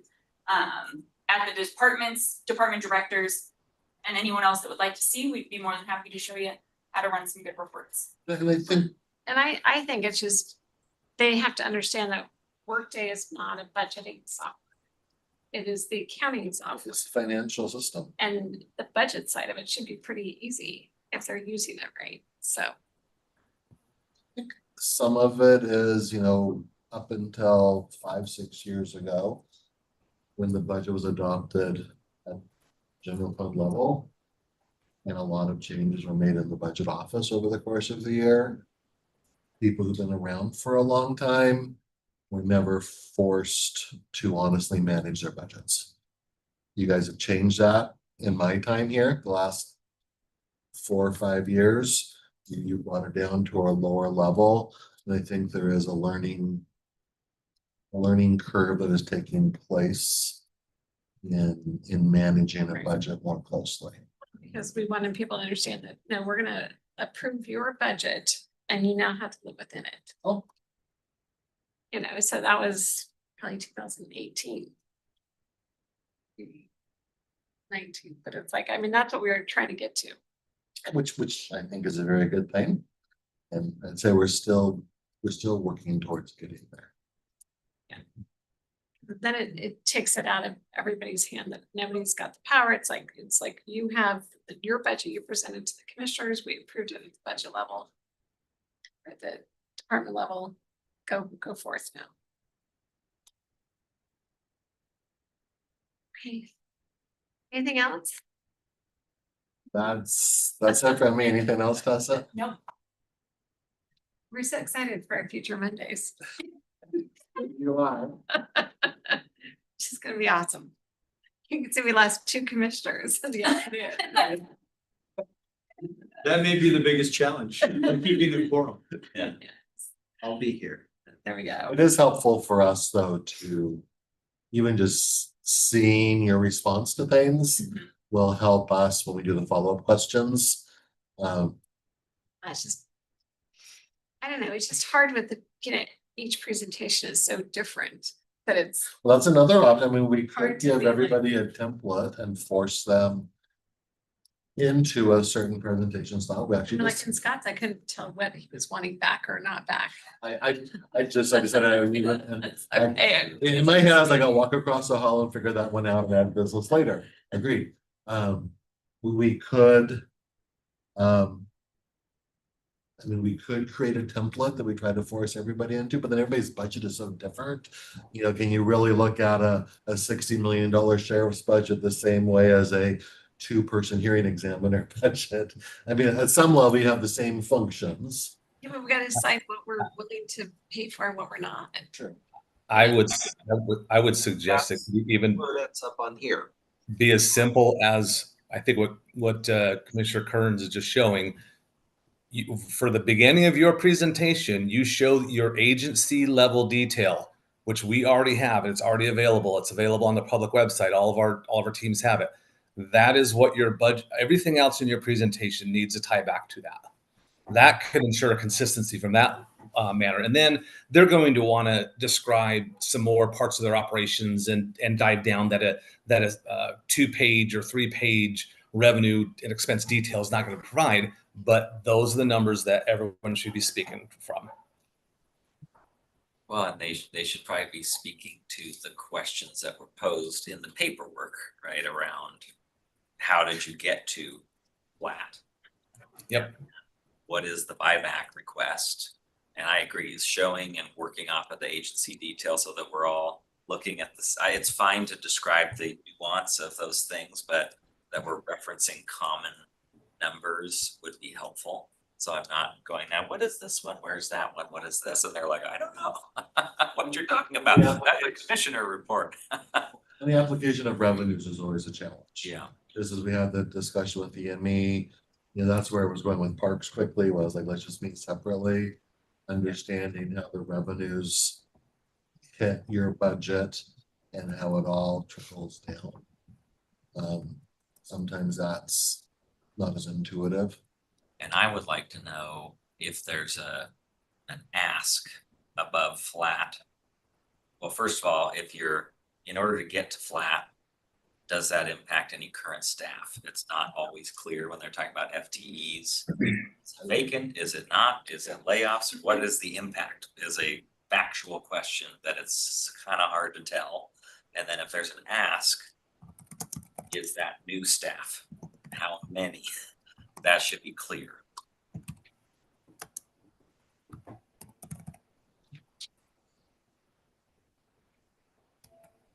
Okay. Well, thank you all. We'll see everybody back tomorrow at 9 a.m.